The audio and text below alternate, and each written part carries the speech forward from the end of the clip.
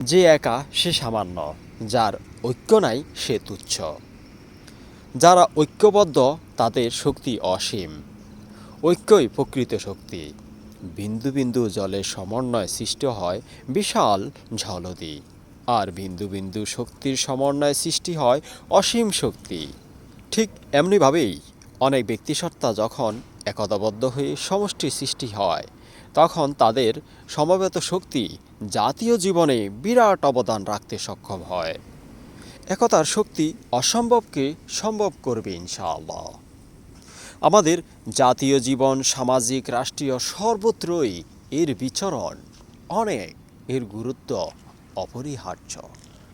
তাই ব্যক্তিস্বার্থ নয়, জাতীয় স্বার্থে, মানুষ ও মানবতার কল্যাণে সবাই সর্ব অবস্থায় ঐক্যবদ্ধ থাকার উদাত্ত আহ্বান জানাচ্ছি। আমি আখলাকুর রহমান আশিক। আখলাকুর রহমান আশিক ফেসবুক, আশিক ভাই ফেজ, আশিক ভাই 2.0 ইউটিউব চ্যানেল থেকে আমি আশিক।